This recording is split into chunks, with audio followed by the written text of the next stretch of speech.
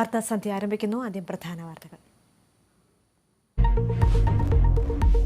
പ്രതിഷേധം കടുപ്പിക്കാൻ കുസ്തി താരങ്ങൾ. രാജ്യത്തിനായി നേടിയ മെഡലുകൾ ഗംഗയിൽ ഒഴുക്കും. മെഡലുകൾക്ക് ഇനി അർത്ഥമില്ലെന്ന സാക്ഷി മാലിക്. മെഡലുകൾ തിരിച്ചു നൽകുന്നതിലും നല്ലത് മരിക്കുന്നതാണെന്നും സാക്ഷി.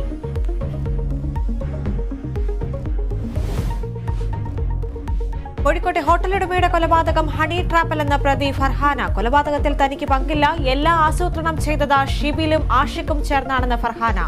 കൊലപാതകം നടന്ന എരഞ്ഞിപ്പാലത്തെ ഹോട്ടൽ അടച്ചുപൂട്ടി.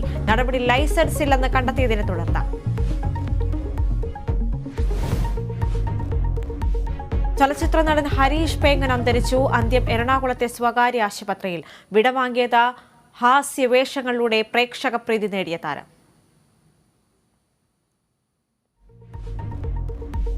വയനാട്ടിൽ വീണ്ടും കർഷക ആത്മഹത്യ. ജീവനൊടുക്കിയത് പുൽപ്പള്ളി സഹകരണ ബാങ്ക് വായ്പാ തട്ടിപ്പിൽ ഇരയായ കർഷകൻ.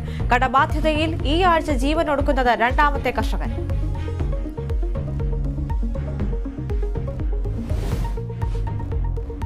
അരിക്കൊമ്പന്റെ ആക്രമണത്തിൽ പരിക്കേറ്റ് ചികിത്സയിലായിരുന്നയാൾ മരിച്ചത് കമ്പം സ്വദേശി പാൽരാജ്. അരിക്കൊമ്പനെ പിടികൂടാനുള്ള ദൌത്യം തുടരുന്നു. തേക്കടിയിൽ വനം വകുപ്പ് ജീവനക്കാരന് നേരെ കാട്ടാന ആക്രമണം.